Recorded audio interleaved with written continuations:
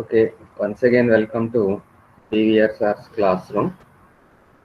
Today's topic is potentiometry or potentiometric titrations.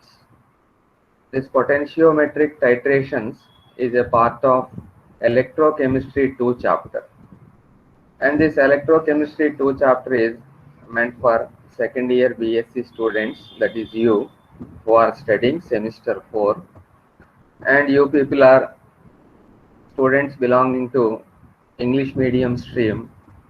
However, for the convenience of you people, I will be explaining this topic in English and Telugu. Please cooperate with me. You see, on the left hand side you have an instrument. That instrument is nothing but potentiometer. It is called as the potentiometer. We will be performing experiments on that potentiometer. And this is a core area, already I told you. So there are two instrumental methods in electrochemistry. One is conductometry and the second one is potentiometry. You have to practice both of them. I am myself B. Venkatrao from the Department of Chemistry, Government Degree College, Ramachandrapuram, and I will be presenting to you this potentiometric titrations in this class. So you see this one. Ultimately, today we have to complete potentiometric titrations. I'll explain the concept behind this potentiometric titrations, and after completing that potentiometric titrations theoretical aspects, we will be focusing on these three types of reactions as far as the syllabus is concerned. That is acid-base potentiometric titrations, then precipitation potentiometric titrations, and the third one is redox. Redox means reduction and oxidation type of potentiometric titrations. I'll explain all the three with suitable examples. Please try to understand carefully. They are very, very important.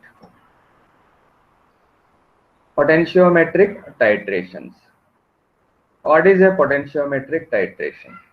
A titration in which the endpoint or equivalence point of a reaction is determined with the help of the measurement of the potentials of a reaction mixture is known as potentiometric titrations. You already know that whenever there is charge difference or change in the charge on the ion, then potential difference will arise. So we are trying to measure that potential difference, and basing on that we are trying to calculate the equivalence point or end point. That is the basic thing in potentiometric titrations. Okay, they involve study of variation of EMF with the volume of titrant added.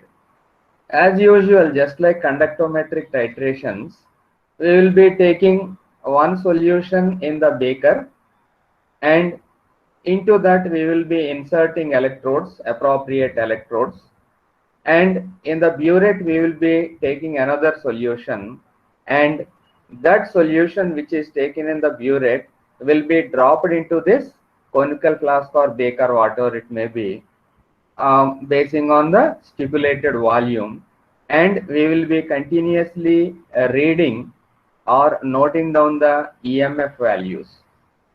At particular point we will find out that there is a huge jump in the EMF value.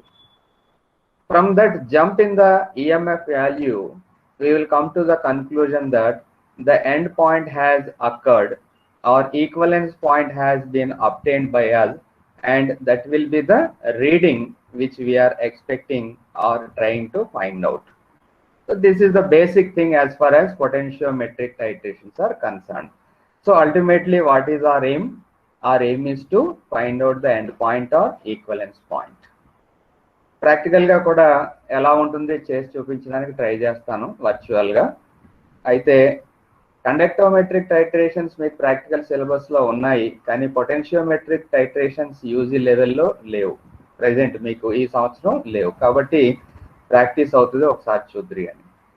So ఒకసారి మళ్ళీ ఆ first పారా ఏం చెప్తుందో చూడండి. A titration in which the end point or equivalence point of a reaction is determined with the help of the measurement of the potentials of a reaction mixture. It is known as potentiometric titration. As it ఈస్గా మీ potentiometric titration గురించి రాయమని చెప్పి అడుగుతారు. Question ఎంత లెందీగా ఉంది ఏముంది అనేది మీకు అనవసరం. పొటెన్షియోమెట్రిక్ టైట్రేషన్ అనే పదం కనపడిందంటే ఇప్పుడు ఇక్కడ స్లైడ్లో ఏం కనపడుతున్నాయో అలా రాసుకుంటూ వెళ్ళిపోండి. టైం కూడా చూసుకోండి, కొంచెం లెందీ అయిపోయింది అనుకోండి, ఎక్కువ అయిపోతే అప్పుడు మీకు టైం వేస్ట్ అవుతుంది. అందు గురించి జాగ్రత్తగా టైం మెయింటైన్ చేస్తూ రాయడానికి ట్రై చేస్తారు. They involve study of variation of EMF with the volume of titrant added. I explain this. What are the advantages of carrying out potentiometric titrations? Definitely there must be some advantage kada over conventional methods of titrations, that is volumetric analysis. Ento chuddam. These titrations possess certain advantages over the ordinary methods involving indicators like exact end point can be determined.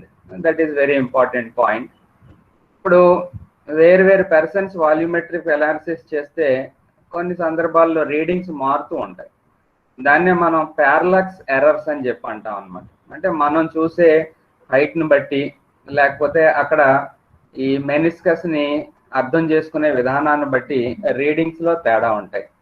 కానీ ఇక్కడ machine కాబట్టి అలాంటి తేడాలు ఏం లేకుండా exact వాల్యూని ఇవ్వడం జరుగుతుంది. Exact end point can be determined or calculated. That is very very important thing. ఇంకొక అడ్వాంటేజ్ చూడండి, using of potentiometric titrations, mixture of 2 or more acids can be titrated. ఒకేసారి జస్ట్ లైక్ కండక్టోమెట్రిక్ టైట్రేషన్ కూడా మనం అలాగే చేసాం, ప్రాక్టికల్గా కూడా చేసి చూపించాం మీకు. Mixture of 2 or more acids can be titrated simultaneously. Okay, not necessary to add indicators. Conductometry lage potentiometry lo kuda we need not any external indicator. And that is a great sigh of relief. ఎందుకంటే చాలా సందర్భాల్లో indicators దొరకో, ఒకవేళ indicators దొరికినా కానీ ఒకవేళ మనకి indicators కానీ దొరికినా కానీ చాలా కాస్ట్లీ ఇండికేటర్స్ అవడం జరుగుతూ ఉంటుంది. సో అందు గురించి ఇక్కడ ఉన్నటువంటి మోస్ట్ సిగ్నిఫికెంట్ అడ్వాంటేజ్ ఏంటో చూడండి, not necessary to add indicators. ఇవన్నీ కూడా మీరు గుర్తుపెట్టేసుకోండి, ఇప్పుడే గుర్తుపెట్టుకుని అక్కడ రాసుకుంటూ వెళ్ళిపోండి. ఇప్పుడు అలాగే చాలా మంది, నా ఉద్దేశం ఏంటంటే at least half of the members అన్న సైమల్టేనియస్గా నోట్స్ రాస్తున్నారని చెప్పి అనుకుంటున్నాను. పీపుల్ ఉంటారు, ఏం చేయలేం వాళ్ళని, ఎందుకంటే they will be the fans of నన్నా యూనివర్సిటీ, వాళ్ళు నేను మార్చలేను అనుకోండి. So not necessary to add indicators. అలాగే coloured solutions can be conveniently titrated. ఇది కూడా చాలా ఇంపార్టెంట్ థింగ్. కలర్డ్ సొల్యూషన్స్కి ఏ ఇండికేటర్ యాడ్ చేస్తాం? ఇండికేటర్ యాడ్ చేయడం కష్టం కదా. At the same time end point దగ్గర అది ఒరిజినల్గానే అది కలర్ఫుల్గా సొల్యూషన్ అయితే ఎండ్ పాయింట్ ఎలా డిటెక్ట్ చేస్తాం? కష్టం అవుతుంది. సో అలాంటి పరిస్థితుల్లో కూడా ఈ పొటెన్షియోమెట్రిక్ టైట్రేషన్స్ మనకి ఎంతగానో ఉపయోగపడుతుంది. Coloured solutions can be conveniently titrated. So అది చాలా ఇంపార్టెంట్ అడ్వాంటేజ్, దాన్ని మీరు అండర్లైన్ చేసుకోవచ్చు. ఇంకొక అడ్వాంటేజ్ చూడండి ఇక్కడ, since no mathematical work is involved. అసలు సింపుల్ ఒక క్యాలిక్యులేషన్ కూడా ఉండదండి పొటెన్షియోమెట్రిక్ టైట్రేషన్లో, అసలు క్యాలిక్యులేషనే ఉండదు. That is the most important advantage. కండక్టోమెట్రీలో అన్న V1 N1 = V2 N2 అనే ఫార్ములా యూజ్ చేస్తాం, కానీ పొటెన్షియోమెట్రిక్ టైట్రేషన్లో అసలు అటువంటి మ్యాథమెటికల్ క్యాలిక్యులేషన్ కానీ వర్క్ కానీ వర్క్ షీట్లు కానీ ఏమి ఉండవు అనమాట. డైరెక్ట్గా రీడింగ్ వస్తుంది, ఆ రీడింగ్ మనం గ్రాఫ్ పేపర్ మీద స్పాట్ చేస్తాం. ఒక సిగ్మాయిడ్ కర్వ్ వస్తుంది. సిగ్మాయిడ్ కర్వ్ అంటే మ్యాథ్స్ స్టూడెంట్స్ తెలుసు, బయాలజీ స్టూడెంట్స్ కూడా తెలుసు అని అనుకుంటున్నాను. సిగ్మాయిడ్ కర్వ్ అంటే ఒక ఎస్ షేప్లో వస్తుంది. ఆ ఎస్ షేప్లో వచ్చినటువంటి సిగ్మాయిడ్ కర్వ్ యొక్క బాడీ నుంచి మనం ఆ టైటర్ వాల్యూని తీసుకుంటాం అనమాట. That will be the end point or equivalence point. So since no mathematical work is involved, calculation of equivalence point is easy. So these are some advantages అనమాట. Disadvantages అంటే ఏమీ లేదు, ఇవన్నీ కొంచెం కాస్ట్లీ ఇన్స్ట్రుమెంట్స్, కరెంట్ ఫ్లక్చుయేషన్స్ అయ్యి ఉండకూడదు, so జాగ్రత్తగా handle చేయడం రావాలి. ఎలక్ట్రోడ్స్ ని చాలా జాగ్రత్తగా భద్రపరచాలి, లేకపోతే అవి పాడైపోతాయి. ఇలాంటి ప్రికాషన్స్ అన్ని కూడా జాగ్రత్తగా తీసుకుంటే పొటెన్షియోమెట్రిక్ టైట్రేషన్స్ చేయడం చాలా చాలా ఈజీ. మన ల్యాబొరేటరీలో పొటెన్షియోమీటర్స్ ఉన్నాయి. సో మీరు ఇంకా అంటే ఫైనల్ ఇయర్కి వచ్చిన తర్వాత పొటెన్షియోమెట్రిక్ టైట్రేషన్స్ కూడా చేసేటటువంటి అవకాశం ఉంటుంది.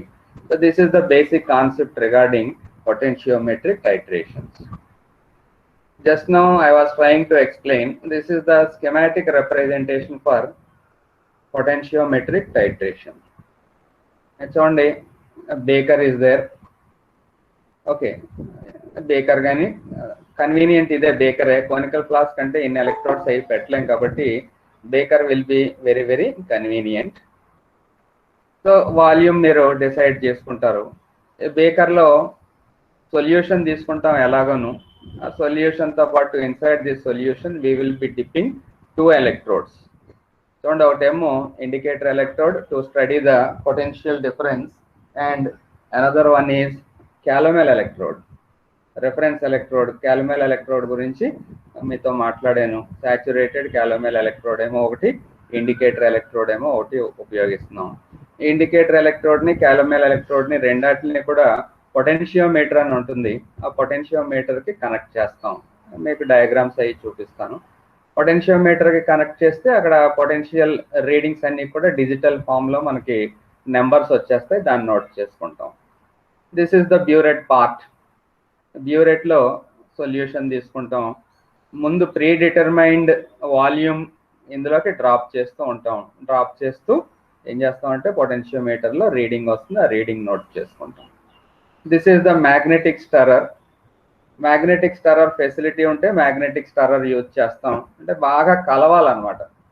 బాగా కలిస్తే తప్ప లిక్విడ్ రియాక్షన్ కంప్లీట్ అవ్వదు. రియాక్షన్ పూర్తి అవ్వకుండా రీడింగ్ సరిగా రాదు అనమాట. రీడింగ్ సరిగా రాదు అంటే అర్థం ఏంటంటే రీడింగ్ లో ఫ్లక్చుయేషన్స్ వస్తాయి. ఒక స్టేబుల్ రీడింగ్ రాదు. 647 రావాలనుకో 650, 660 లేకపోతే 620 అలా ఫ్లక్చుయేట్ అవుతూ ఉంటుంది. సో అది మంచి పద్ధతి కాదు. కాబట్టి ఫాస్ట్గా స్టేబుల్ అవ్వాలి. ఫాస్ట్గా స్టేబుల్ అవ్వాలంటే better to use a magnetic stirrer. Magnetic stirrer ఉంటే ఇందులో దాన్ని ఒక మ్యాగ్నెట్ పెడతాం. ఆ మ్యాగ్నెట్ గర్రమని తిరుగుతూ ఉంటుంది. తిరిగితే ఫాస్ట్గా కలవడం జరుగుతూ ఉంటుంది. So this is the schematic representation for potentiometric titration. I hope you understood this. ఇది చూడండి, లేటెస్ట్గా వస్తున్నటువంటి పొటెన్షియోమెట్రిక్ టైట్రేషన్ apparatus. ఇవన్నీ కూడా instruments, rather you call it as instrument. Sophisticated instrument, automatic. అన్ని రీడింగ్స్ అవన్నీ కూడా అవే అడ్జస్ట్ చేసుకుంటే మనకు పెద్దగా చేయవలసినటువంటి పనే ఉండదు. ఇక్కడ చూడండి, బేకర్లో సొల్యూషన్, ఎలక్ట్రోడ్స్ని కనెక్షన్స్తో కనెక్ట్ చేస్తాం. This is the actual body of the potentiometer.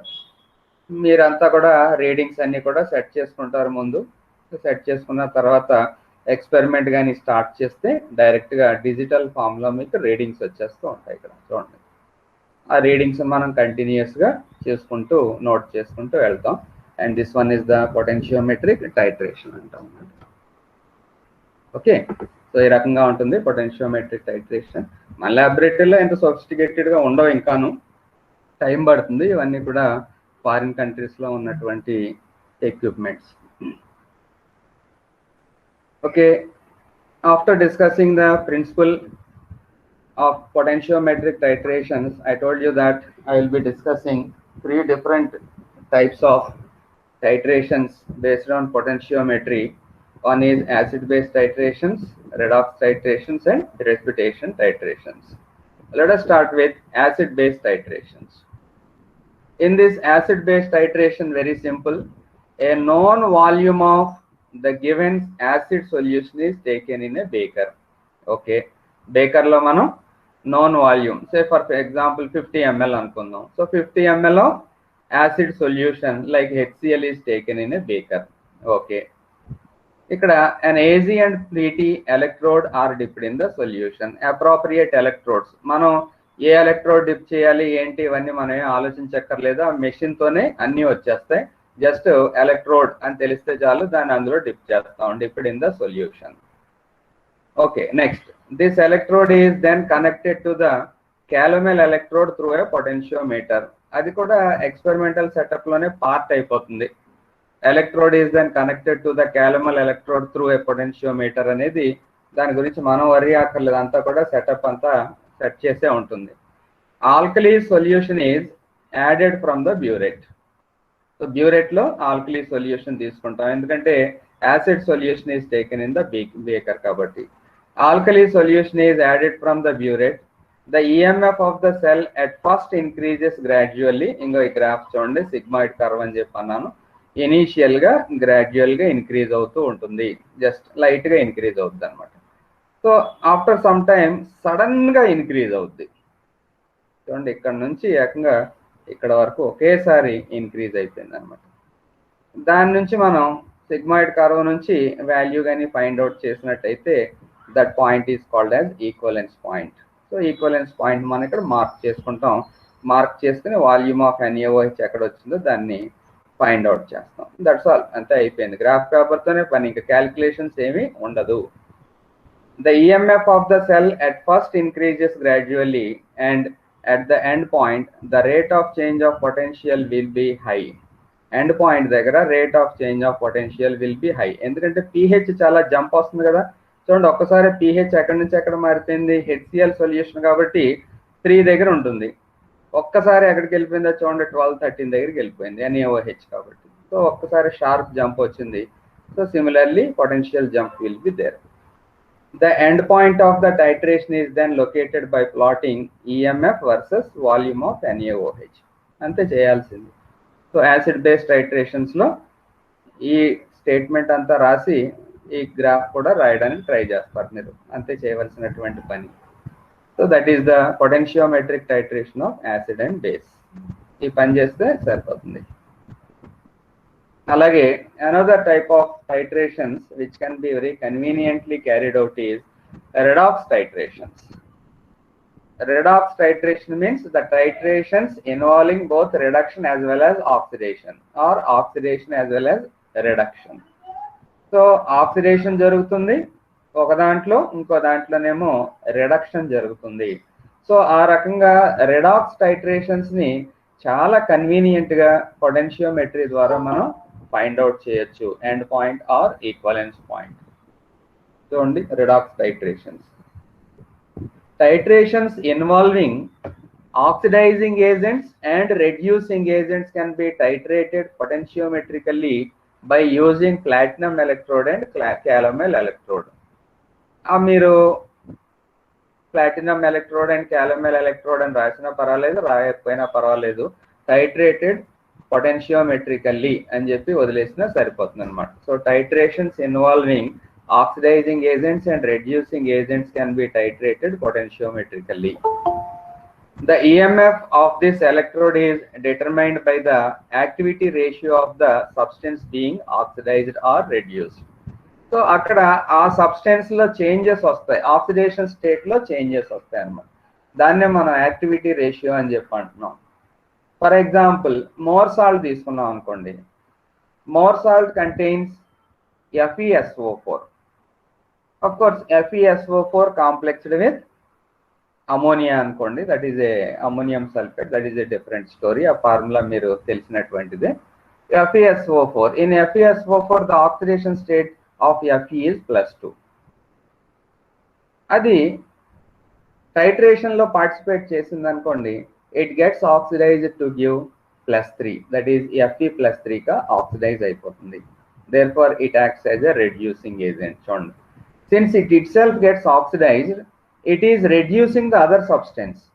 When it is reducing the other substance, it implies the meaning that it acts as a reducing agent. It is a reducing agent. More salt is a reducing agent. దాని యొక్క amount calculate చేయాలనుకోండి, లేదా concentration calculate చేయాలనుకోండి, we can very easily carry out this potentiometrically by titrating against, say for example, potassium dichromate. Potassium dichromate, orange colored substance. Formula of potassium dichromate is K2Cr2O7. K2Cr2O7 is the formula of potassium dichromate. And in this potassium dichromate, oxidation state of chromium is +6. Okay, so it has to get reduced. ఎందుకని? Because it is an oxidizing agent. అది oxidising agent గా పనిచేస్తుంది కాబట్టి it itself has to get reduced. అంటే oxidation state decrease అవ్వాలి. ఎక్కడి నుంచి ఎక్కడికి డిక్రీజ్ అవుతుందంటే, ఎప్పుడే చెప్పాను మీకు, Cr is in the +6 oxidation state, it gets reduced to Cr3+. So one is oxidized, that is Fe2 plus gets oxidized to Fe3+, whereas the other substance, that is Cr6 plus, gets reduced to Cr3+. So ఈ రకంగా oxidation state లో change, that is activity రేషియోలో change రావడం వల్ల కూడా మనకి final గా end point determine చేయడానికి అవకాశం ఉంటుంది. And these type of reactions constitute redox reactions. ఆ రెడాక్స్ రియాక్షన్స్ లో కూడా ఈ పొటెన్షియల్ జంప్ వస్తుంది అనమాట. ఏదో ఒక పర్టికులర్ పాయింట్ దగ్గర ఏమవుతుందని చెప్పంటున్నాం, Fe2+ అన్ని కూడా Fe3+ గా మారిపోవడం, అలాగే Cr6+ అన్ని కూడా Cr3+ గా రెడ్యూస్ అయిపోవడం, అలాగా చేంజ్ రావడం వలన పొటెన్షియల్లో సడన్ జంప్ వస్తుంది. ఆ పొటెన్షియల్లో సడన్ జంప్ ఎక్కడొచ్చిందో మనం మెజర్ చేస్తాం. That will be the end point or equivalence point. చాలా సింపుల్ థియరీ అనమాట. అంతా కూడా మెషిన్ చూసుకుంటుంది, మనం చేయవలసింది ఏమీ లేదు. జస్ట్ రీడింగ్ చూడడం రావడం, ఆ రీడింగ్ ద్వారా గ్రాఫ్ గీయడం వస్తే సరిపోతుంది. చూడండి, ఒకసారి చెప్పిందంతా కూడా ఇక్కడ స్లైడ్లో ఉంది. ఈ స్లైడ్లో మనం ఒకసారి చదువుకుందాం. Titrations involving oxidizing agents and reducing agents can be titrated potentiometrically by using platinum electrode and calomel electrode. Platinum electrode and calomel electrode use chesi ee titration chestam. The EMF of this electrode is determined by the activity ratio of the substance being oxidized or reduced. For example, in the titration of ferrous ammonium sulfate against potassium dichromate, ferrous ammonium sulfate is commonly known as Morse salt. Light green color lo substance ఉంటుంది, మన laboratory లో ఉంటుంది substance. Ferrous ammonium sulfate, Morse salt, against potassium dichromate. Potassium dichromate is orange colored substance. A known volume of ferrous salt solution is placed in a beaker and dilute sulfuric acid is added. Okay, dilute sulfuric acid కొద్దిగా few drops లాగా add చేస్తాం. ఎందుకు add చేస్తాం అంటే it has its own significance. Substance oxidise అయిపోకుండా Fe2+ గానే ఉండడం కోసం అని కొంచెం సల్ఫ్యూరిక్ యాసిడ్ యాడ్ చేస్తాం. Then EMF the cell is observed after each addition of K2Cr2O7. So K2Cr2O7 orange coloured substance అన్నాను కదా, దాని సొల్యూషన్ తయారు చేసుకుంటాం. And that solution is taken in the burette. బ్యూరెట్లో తీసుకున్న తర్వాత ప్రీ డిటర్మైన్డ్ వాల్యూమ్ మనం యాడ్ చేస్తాం అనమాట. అప్పుడు ఏమవుతుంది, సెల్ యొక్క ఈఎంఎఫ్లో చేంజ్ వస్తుంది, దాన్ని నోట్ చేస్తాం. The EMF of the cell is observed after each addition of K2Cr2O7 solution from the burette. The observed value of electrode potential is then plotted against volume, and the steepest portion, అంటే ఎక్కువ jump ఎక్కడ వస్తుందో దాన్ని మనం steepest portion అంటాం, of the curve marks the equivalence point. వీలైతే ఈవేళ ఈ ఎక్స్పెరిమెంట్ జస్ట్ ఏదో ఒక వీడియో తీసుకుని అబ్జర్వ్ చేద్దాం. మనం అయితే ఇంకా ల్యాబ్లో ఏం వీడియోస్ చేయలేదు. ఏదైనా అవైలబుల్ వీడియో ఉంటే దాన్ని నేను మీకు ప్రజెంట్ చేస్తాను క్లియర్గా. ఈ టైట్రేషన్ అంటే titration between Mohr salt and potassium dichromate, redox టైట్రేషన్కి ఎగ్జాంపుల్. దీన్ని పొటెన్షియోమెట్రీకి ఎలా చేస్తారో ఒకసారి చూపిస్తాను, ఇంకా మంచి ఐడియా వస్తుంది. ఈ స్లైడ్ గుర్తుపెట్టుకోండి. చూడండి జంప్ ఏ రకంగా వచ్చిందో. అఫ్ కోర్స్ ఇక్కడ వాల్యూమ్ ఆఫ్ Cr6+ అని లేదు, వీలైతే ఇక్కడ మీరు రాసుకునేటప్పుడు Cr6+ అని రాసుకోండి, అంటే వాల్యూమ్ ఆఫ్ K2Cr2O7 అనమాట. సో జంప్ ఎలా వచ్చిందో చూడండి. ఇక్కడ ఈ పర్టికులర్ ప్లేస్లో మళ్ళీ సిగ్మాయిడ్ కర్వ్, ఈ పర్టికులర్ ప్లేస్లో మీకు జంప్ వచ్చింది. ఈ జంప్ నుంచి ఎండ్ పాయింట్ని తీసుకుంటాం అనమాట. Volume of K2Cr2O7 on the x axis and potential is taken on the y axis. So curve ఏమో మనకి ఈ రకమైనటువంటి కర్వ్ వస్తుంది. ఈ కర్వ్ నుంచి ఈక్వలెన్స్ పాయింట్ మనం ఫైండ్ అవుట్ చేస్తాం. So this is the experiment concerned with redox titrations, the best example is titration between or potentiometric titration between more salt and potassium dichromate. Similarly, another type of reaction is precipitation titrations. It is precipitation titrations. What is a precipitation titration means? After completing adding the titrant in the beaker or conical flask, there must be formation of precipitation. అంటే వాటర్లో dissolve అవనటువంటి substance form అవుతుంది. That is a precipitation reaction. Already మీకు తెలుసు precipitation reaction అంటే ఏంటనేది. దాన్ని మనం పొటెన్షియోమెట్రిక్గా ఎలా చేయవచ్చు అనేది స్టడీ చేద్దాం. In these reactions an electrode reversible to one of the ions involved is made use of. In these reactions, an electrode reversible to one of the ions involved is made use of.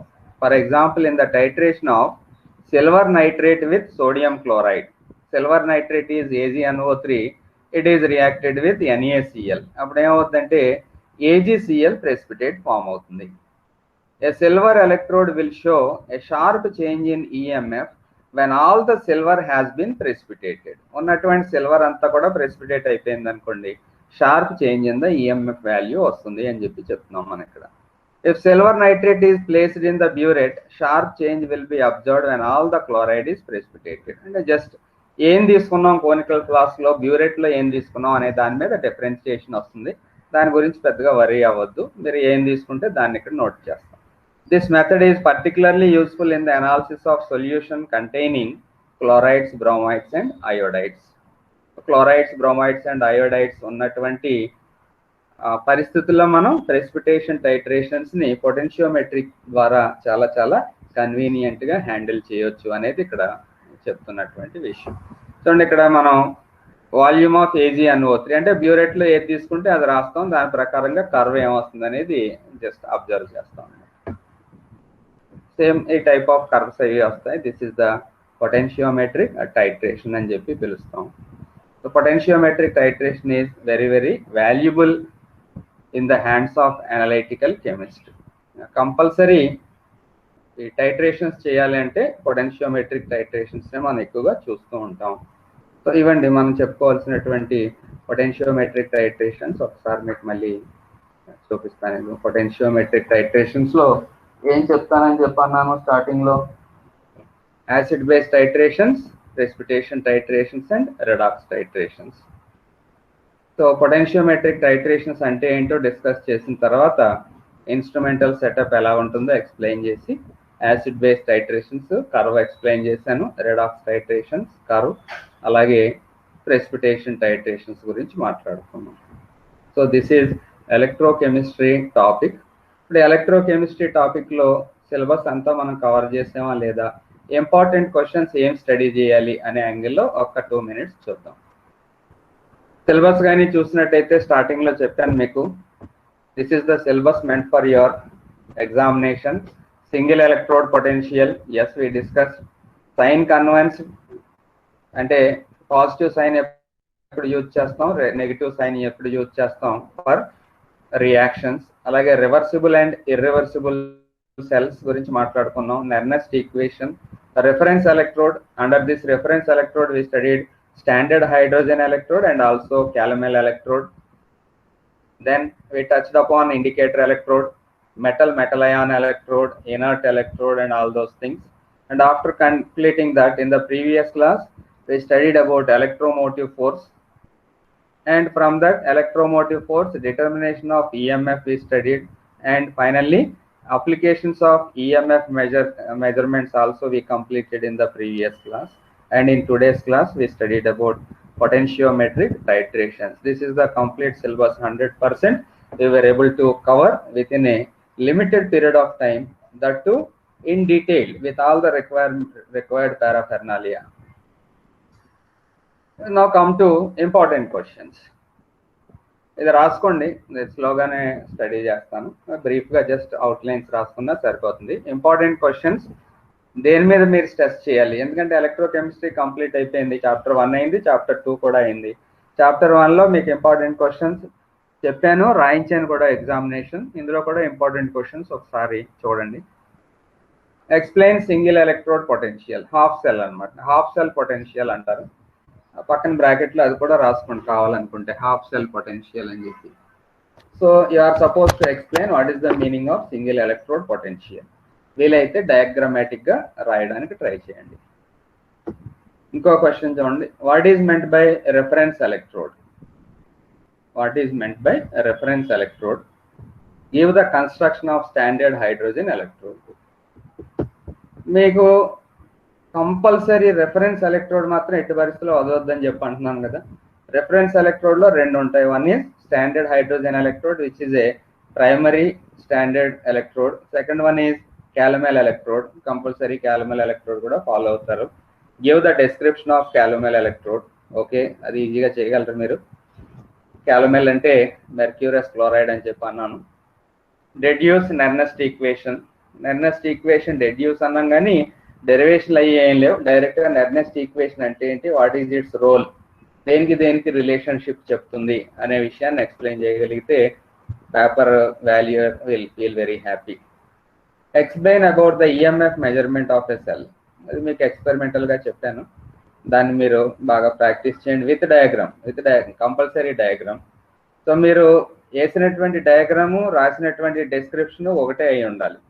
అది ఇది వేరువేరుగా రాస్తే ఇబ్బంది అవుతుంది, చూసుకోండి. అది ఒకటే రాయండి రెండాటికి. నోట్స్లో నా బుక్లో ఏదైతే ఉందో అది ఫాలో అయినా సరిపోతుంది. So explain about the EMF measurements of a cell. అలాగే give the applications of EMF measurements. So 5వ క్వశ్చన్ 6వ క్వశ్చన్ రెండు కూడా క్లబ్ చేసి అడగవచ్చు లేదా విడివిడిగా అడగవచ్చు, ఏదైనా మీరు ఒకేలాగా ప్రిపేర్ అయిపోండి. Give the applications of EMF measurements. నేను చక్కగా మీకు 4 అప్లికేషన్స్ చెప్పాను. Just like to find out the solubility of sparingly soluble salt కానీ, లేదా ఈక్విలిబ్రియం కాన్స్టెంట్ కే వాల్యూ క్యాలిక్యులేట్ చేయడం కానీ, ఆ టైపు 4 చెప్పాను మీకు అప్లికేషన్స్. ఆ 4 ప్రాక్టీస్ చేయండి. Differentiate between reversible and irreversible cells. చాలా ఇంపార్టెంట్ అని చెప్పి ఎక్స్ప్లెయిన్ చేశాను డీటెయిల్గా, దాన్ని మీరు టేకప్ చేయండి. Differentiate between reversible and irreversible cells. అలాగే 8th క్వశ్చన్ చూడండి, లాస్ట్ క్వశ్చన్గా ఇక్కడ రాసుకున్నాం కాబట్టి it is not the least, please remember that point.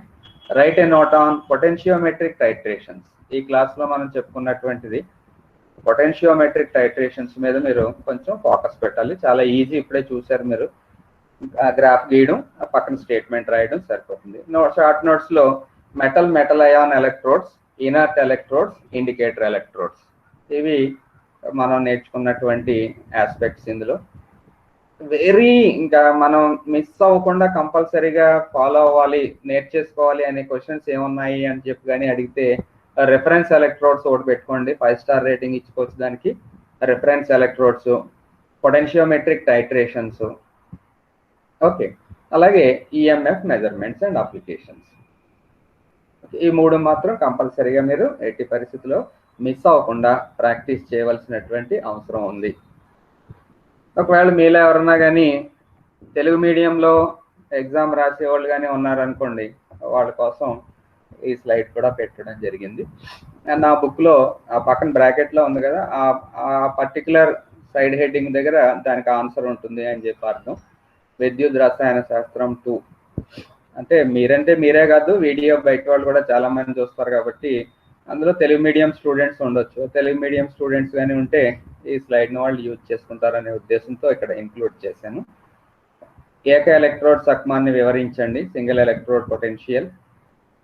ప్రామాణిక ఎలక్ట్రోడ్ అవసరమేమి, ప్రామాణిక హైడ్రోజన్ ఎలక్ట్రోడ్ను వర్ణింపుము. క్యాలమల్ ఎలక్ట్రోడ్ గురించి వ్యాఖ్య రాయండి. నెర్నస్ట్ సమీకరణాన్ని ఉత్పాదించండి. ఒక ఘటంకు ఈఎంఎఫ్ కొలతను ఎలా నిర్ణయిస్తారు, ఈఎంఎఫ్ కొలతల అనువర్తనములను రాయము. ఉత్క్రమణీయ అనుత్క్రమణీయ ఘటాల మధ్య ఉన్న తేడాలను తెలపండి. జడ ఎలక్ట్రోడ్లు, సూచిక ఎలక్ట్రోడ్లు మరియు లోహ అయాన్ ఎలక్ట్రోడ్లపై లఘు వ్యాఖ్య రాయండి. అలాగే పొటెన్షియోమెట్రిక్ అంశమాపనాలను గూర్చి వివరించండి. సో ఇవి ఉన్నటువంటి ఇంపార్టెంట్ టాపిక్స్ ఈ చాప్టర్లో. ఇది అయిన తర్వాత మీకు ఏదైనా వీడియో ఫైండ్ అవుట్ చేసి ఆ వీడియో ద్వారా మీకు పొటెన్షియోమెట్రిక్ టైట్రేషన్ ఎలా చేస్తారో ఎక్స్ప్లెయిన్ చేయడానికి ట్రై చేస్తాను. మీరు కన్క్లూడ్ అయిపోయింది అని చెప్పి వెళ్ళిపోవద్దు, జస్ట్ దాన్ని కూడా వాచ్ చేయండి. సో ఇంతవరకు మీరు ఇది వాచ్ చేసినందుకు చాలా థ్యాంక్స్. ఉపయోగించుకోవాలి మీరు. చాలా హార్డ్షిప్ అవుతుంది నాకు ఈ రకంగా స్లైడ్స్ ప్రిపేర్ చేసి మళ్ళీ దాన్ని ఎడిట్ చేయవలసి వస్తుంది. ఎడిట్ చేయడానికే 2-3 అవర్స్ పడుతుంది నాకు, తర్వాత మళ్ళీ దాన్ని అప్లోడ్ చేయడం. సో కష్టం అయితే ఉంది.